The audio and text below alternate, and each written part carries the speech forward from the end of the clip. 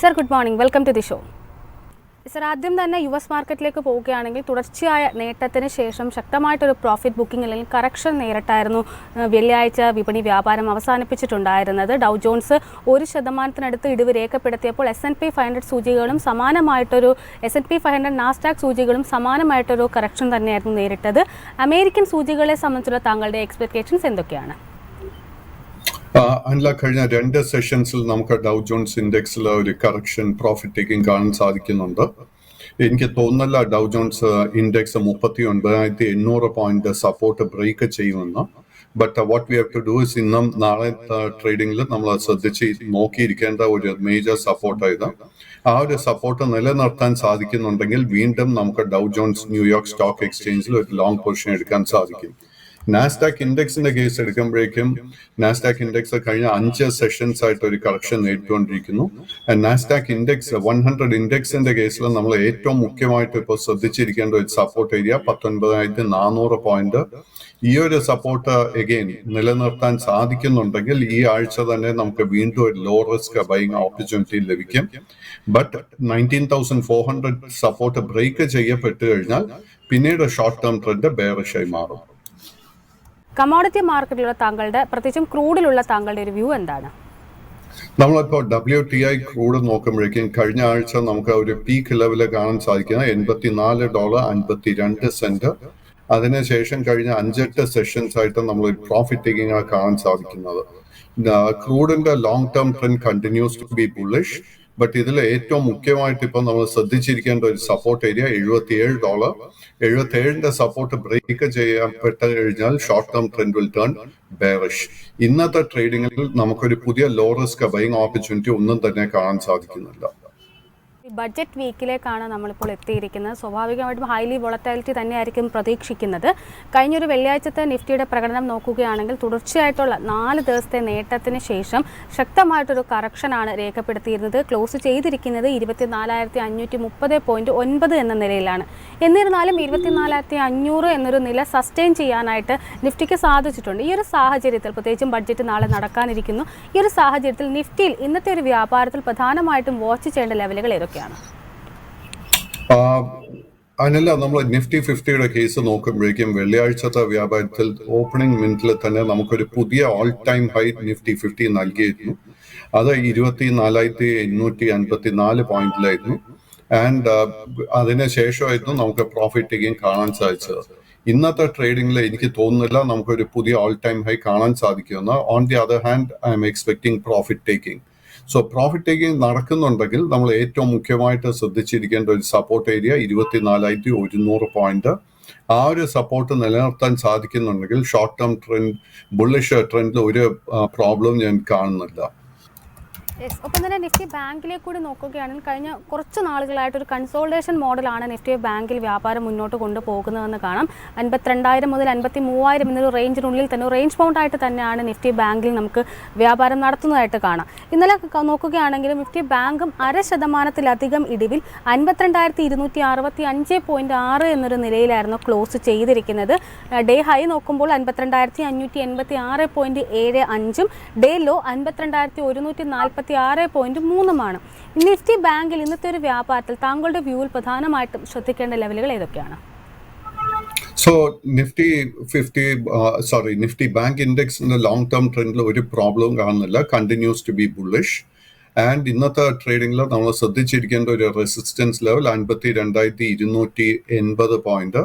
ആ ഒരു resistance break ചെയ്യാൻ സാധിച്ചു കഴിഞ്ഞാൽ വീണ്ടും short term trend will turn bullish.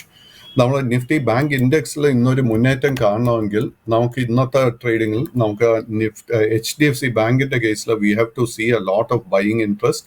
HDFC bank കഴിഞ്ഞ ആഴ്ച റിസൾട്ട് ഡിക്ലെയർ ചെയ്തപ്പോൾ കഴിഞ്ഞ ക്വാർട്ടർലി റിസൾട്ട് വളരെ നല്ലൊരു ക്വാർട്ടർലി റിസൾട്ട് ആയിരുന്നു. കഴിഞ്ഞ ഒരു 5-10 സെഷൻസ് ആയിട്ട് നല്ലൊരു കറക്ഷൻ നേരിട്ടൊരു സ്റ്റോക്ക് HDFC ബാങ്ക്. സോ ഇന്നത്തെ ട്രേഡിംഗിൽ നമ്മൾ ശ്രദ്ധിച്ചിരിക്കേണ്ട ഒരു റെസിസ്റ്റൻസ് ലെവൽ 1,627 രൂപ.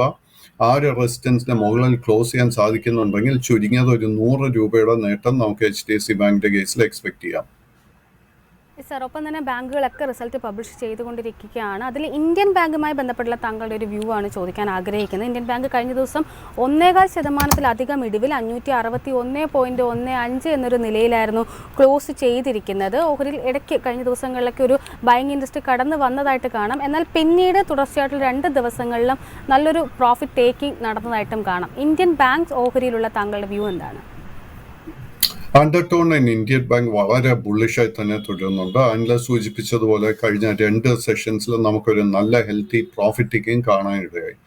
നമ്മുടെ കൈവശം ഓൾറെഡി ലോങ് പൊസിഷൻ ഉണ്ടെങ്കിൽ നമ്മൾ ഒരു 545 രൂപയിൽ ഒരു സ്റ്റോപ്പ് മെയിൻറ്റെയിൻ ചെയ്യുക. എനിക്ക് തോന്നുന്നില്ല ആ ഒരു സപ്പോർട്ട് ബ്രേക്ക് ചെയ്യപ്പെടുമെന്ന്. ഇന്നത്തെ ട്രേഡിംഗിൽ നമുക്കൊരു എൻട്രി ലഭിക്കണമെങ്കിൽ 572 രൂപയായിരിക്കും നമ്മൾ ശ്രദ്ധിച്ചിരിക്കേണ്ട റെസിസ്റ്റൻസ് ലെവൽ.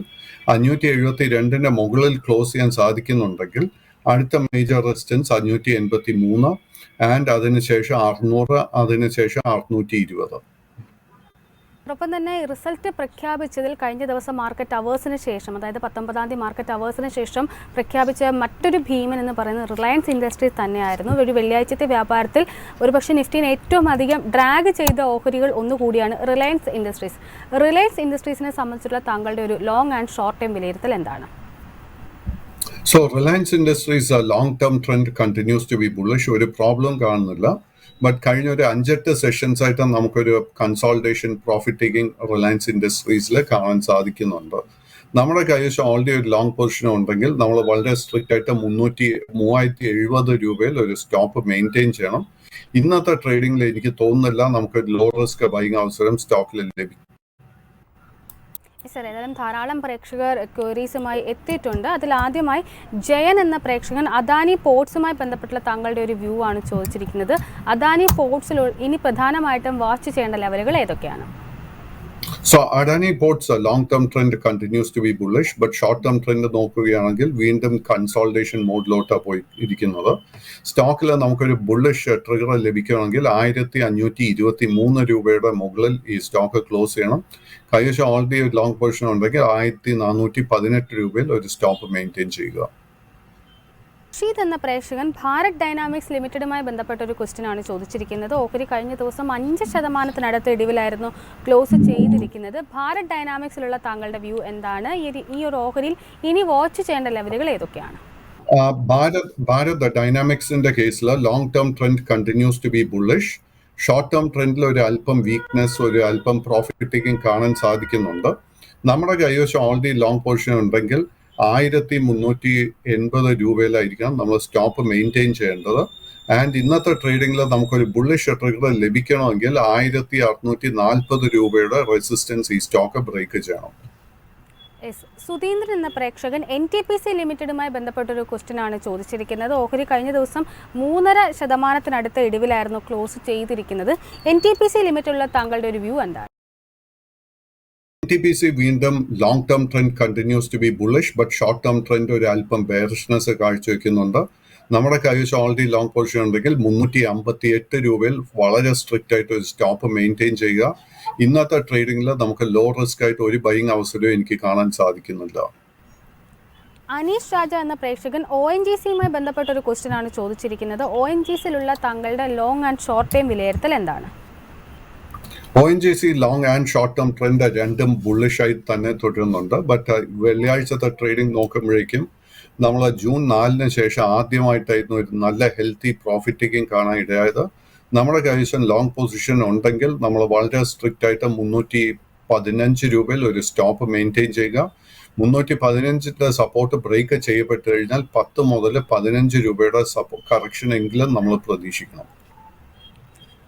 ജോർജ് എന്ന പ്രേക്ഷകൻ യൂണിയൻ ബാങ്കുമായി ബന്ധപ്പെട്ട ഒരു ക്വസ്റ്റ്യൻ ആണ് ചോദിച്ചിരിക്കുന്നത്. കമ്പനി കഴിഞ്ഞ ദിവസം അവരുടെ ക്വാർട്ടർലി റിസൾട്ട് പുറത്തു വിട്ടിട്ടുണ്ടായിരുന്നു. ഒരു നേരിയ മുന്നേറ്റം തന്നെയായിരുന്നു രേഖപ്പെടുത്തിയിട്ടുണ്ടായിരുന്നത്. ഓഹരിയിലേക്ക് നോക്കുകയാണെന്നുണ്ടെങ്കിലും ഓഹരിയെ സംബന്ധിച്ച് താങ്കളുടെ ഒരു ലോങ് ആൻഡ് ഷോർട്ട് ടൈം വിലയിരുത്തൽ എന്താണ്?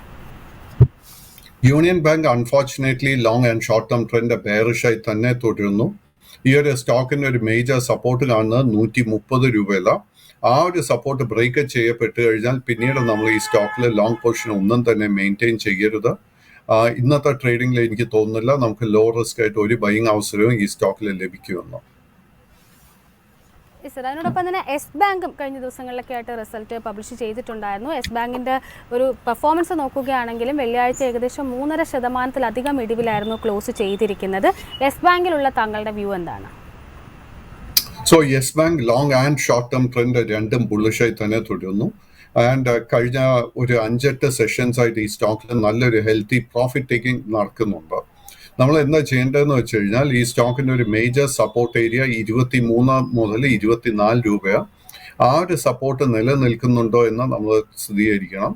ആൻഡ് ആ ഒരു സപ്പോർട്ട് ഹോൾഡ് ചെയ്യുന്നുണ്ടെങ്കിൽ ഈ ആഴ്ച തന്നെ നമുക്ക് ഈ സ്റ്റോക്കിൽ ഒരു ലോങ് പൊസിഷൻ എടുക്കാൻ സാധിക്കും.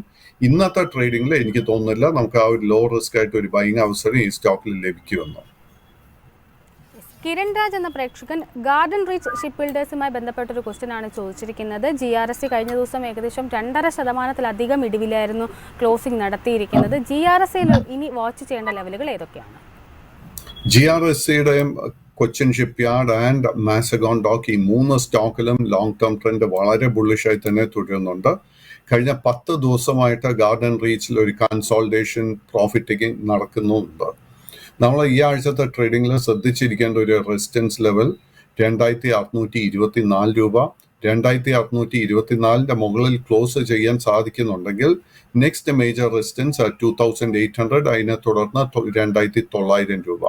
കൈവശം ഓൾറെഡി ഒരു ലോങ് പൊസിഷൻ ഉണ്ടെങ്കിൽ 2390 നമ്മൾ സ്റ്റോപ്പ് മെയിൻറ്റെയിൻ ചെയ്യേണ്ടത്. മധു എന്ന പ്രേക്ഷകൻ ഇന്ത്യൻ എനർജി എക്സ്ചേഞ്ചുമായി ബന്ധപ്പെട്ടൊരു ക്വസ്റ്റ്യൻ ആണ് ചോദിച്ചിരിക്കുന്നത്. IEX ഇന്നലെ 2.5% ഇടിവിലായിരുന്നു ക്ലോസിംഗ് നടത്തിയിരിക്കുന്നത്. IEXലുള്ള താങ്കളുടെ ഒരു ടേക്ക് എന്താണ്? Unfortunately IEX long term trend bullish ആണെങ്കിൽ പോലും ഷോർട്ട് ടേം ട്രെൻഡ് ബെയറിഷായി മാറുന്ന ഒരു സ്ഥിതി എനിക്ക് കാണാൻ സാധിക്കുന്നത്.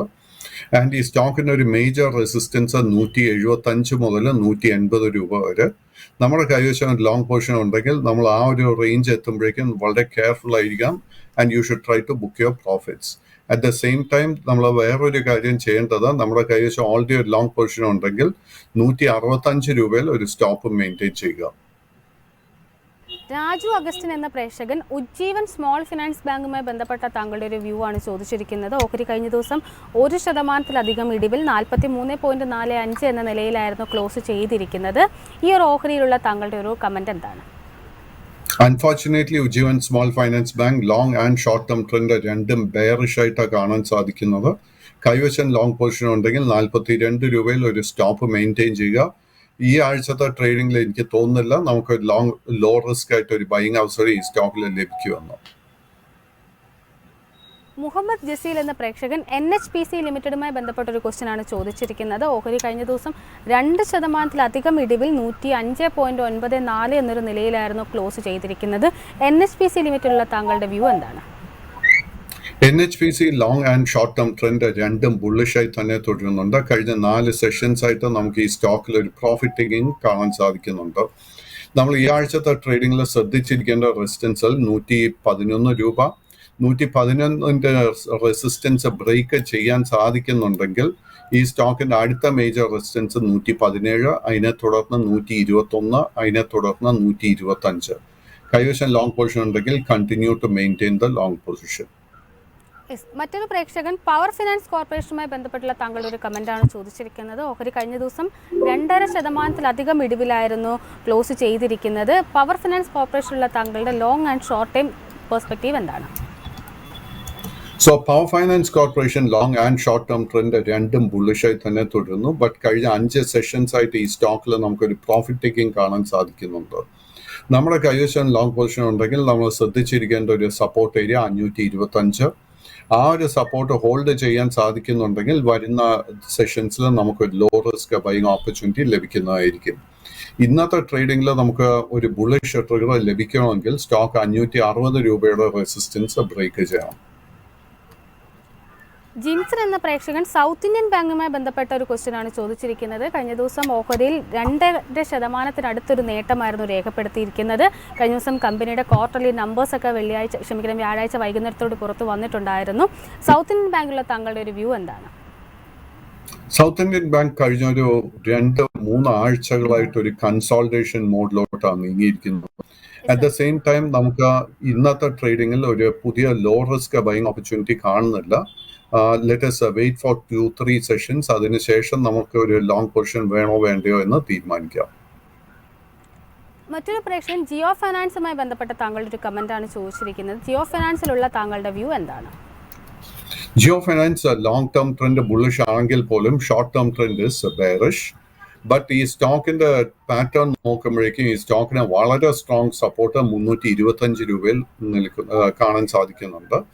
ഈ ഒരു സപ്പോർട്ട് ഈ ആഴ്ച നിലനിൽക്കുന്നുണ്ടെങ്കിൽ നമുക്ക് ലോ റിസ്ക് ബൈയിങ് അവസരം ഈ ആഴ്ച തന്നെ കിട്ടാൻ ചാൻസസ് ഉണ്ട്.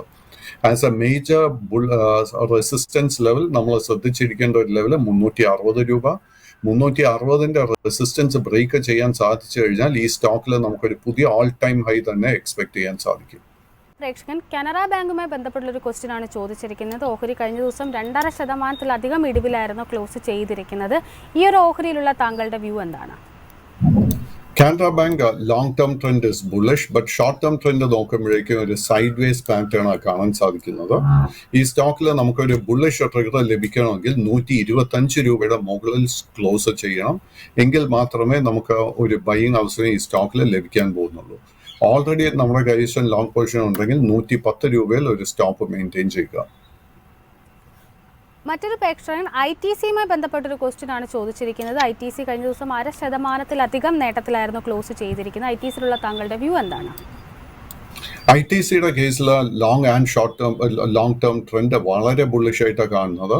ഈ സ്റ്റോക്കിന്റെ ഒരേ ഒരു പ്രോബ്ലം ഞാൻ കാണുന്നത് ജൂൺ 21 418 രൂപയിൽ ഒരു ബോട്ടം ക്രിയേറ്റ് ചെയ്തതിന് ശേഷം ഈ സ്റ്റോക്കിൽ ഒരു പ്രോഫിറ്റ് ടേക്കിംഗ് പോലും നടന്നിട്ടില്ല. പുതിയ ലോങ് പൊസിഷൻസ് പൂർണ്ണമായിട്ട് അവോയ്ഡ് ചെയ്യുക. നമ്മൾ ട്രേഡിങ്ങിന് വേണ്ടി നമ്മൾ ലോങ് പൊസിഷൻ എടുത്തിരുന്നതാണെങ്കിൽ ഇന്ന് അല്ലെങ്കിൽ വരുന്ന അടുത്ത 2 സെഷൻസിൽ പ്രോഫിറ്റ് എടുക്കാനായിട്ട് നോക്കുക. സാർ, ഏതായാലും നമ്മളുടെ ഇന്നത്തെ ഒരു സെഷൻ ഇവിടെ വൈൻഡ് അപ്പ് ചെയ്യാനുള്ള ഒരു സമയമായിരിക്കുകയാണ്. Thank you so much Pradeep sir, ഇത്രയും സമയം ഞങ്ങളോടൊപ്പം ചെലവഴിച്ചതിന്.